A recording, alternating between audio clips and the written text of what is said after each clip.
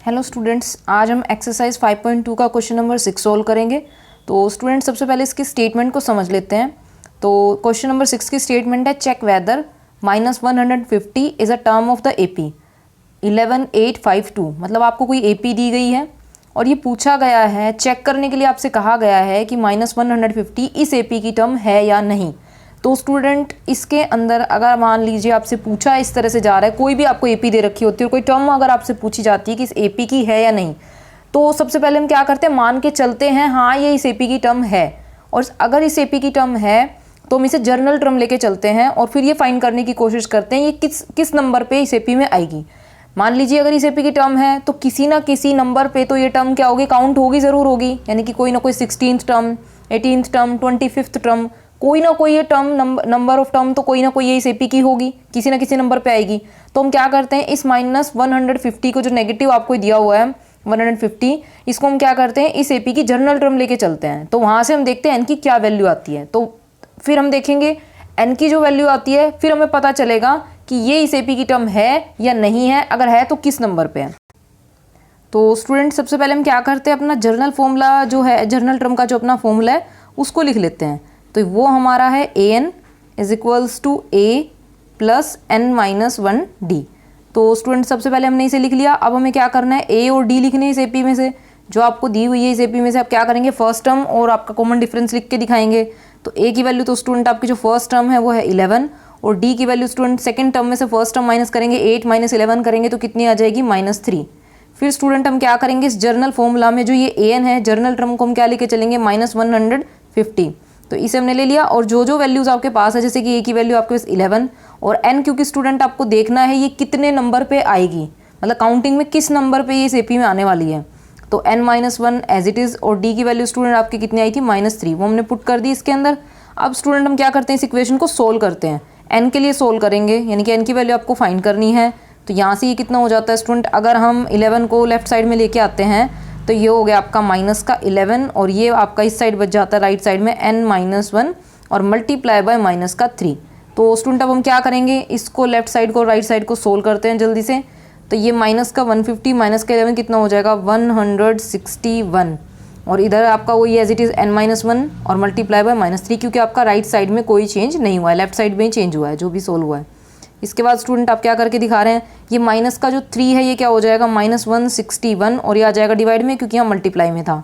Negative से negative cancel, यहाँ कितना बचेगा, एज इट इज़ n-1, क्योंकि -3 आपने लेफ्ट साइड में ट्रांसफ़र कर दिया।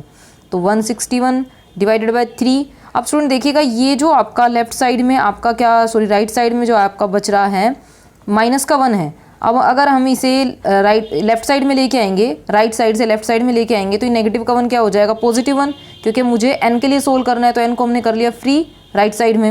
अब हम क्या ले लेते हैं स्टूडेंट, एलसीएम ले लेते हैं। एलसीएम लिया तो ये एज इट इज आ गया आपका एज इट इज़ 161, यहाँ आ जाता है आपका 3 which is equals to n। मतलब आपके n की वैल्यू आ जाती है 164 डिवाइडेड बाय 3। अगर स्टूडेंट हम इसको सोल्व करते हैं तो n आपका जो है इंटीजर वैल्यू नहीं आने वाली, फ्रैक्शन में वैल्यू आएगी। बट n हमारा जो काउंटिंग नंबर होता है 1 2 3 4 इस तरीके से चलता है, एक पॉजिटिव इंटीजर होता है। तो यहाँ पे स्टूडेंट आप क्या लिख के दिखाएंगे, क्योंकि इसे आप डिवाइड करेंगे तो प्रॉपर डिवाइड होगा नहीं, बट आप लिख के दिखाएंगे प्रॉपर डिवाइड यहाँ से होने वाला है नहीं, आपकी जो वैल्यू आएंगी वो फ्रैक्शन में आने वाली है। तो हम क्या लिखेंगे, बट n शुड बी, ये आपका एक इस तरीके का नंबर आ जाता है, but n should be a positive integer, पूरा का पूरा डिवाइड होना चाहिए था, but n should be a positive integer, लेकिन ऐसा तो हो नहीं पाया, ये पूरा आपका डिवाइड हो नहीं रहा। तो यहाँ से अगर आप इसे डिवाइड करेंगे तो प्रॉपर डिवाइड नहीं होगा, कोई पॉजिटिव इंटीजर एक वैल्यू नहीं आएगी, ये आपके फ्रैक्शन में चली जाएगी। तो इसका मतलब स्टूडेंट यहाँ से आपका क्या डिसाइड हो जाता है कि जो -150 है आप यहाँ पे लिख के दिखाएंगे। सो -150 इज़ जो ये टर्म है आपकी इस एपी की टर्म नहीं है। अगर ये पूरा पूरा डिवाइड हो जाता, n आपका कोई पॉजिटिव इंटीजर आ जाता, तो हम ये देखते हैं कि n क्या वैल्यू आती, तो आप डिसाइड करते ये इतने नंबर पे इस टर्म पे आएगी, इस एपी के अंदर आने वाली है। तो सो -150 इज़ नॉट अ टर्म, इस एपी की जो ये आपको लिस्ट ऑफ नंबर्स दिया हुआ था, जो आपको एपी दी गई थी, इसकी ये टर्म नहीं है, is not a term of the given list of numbers, जो भी आपको ये दिया गया था। गिवन लिस्ट ऑफ नंबर्स, या गिवन एपी भी लिख सकते हो, is not a term of the given AP, क्योंकि आपको एपी दी गई थी ऑफ द गिवन एपी। आपसे कहा गया था कि इस एपी के अंदर आपको चेक करना है कि ये इसकी टर्म है या नहीं।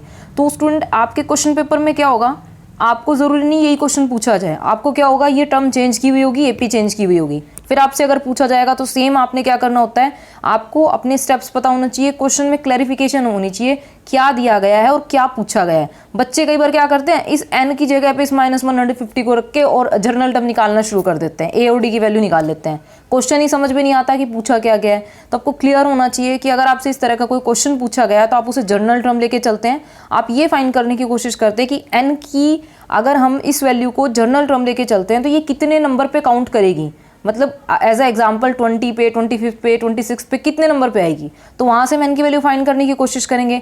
n अगर आपका पॉजिटिव इंटीजर आ जाता, फ्रैक्शन वैल्यू नहीं आती, आपको अगर इसे डिवाइड करेंगे तो एक पॉजिटिव इंटीजर नहीं आएगा, इसलिए इस एपी की टर्म नहीं है।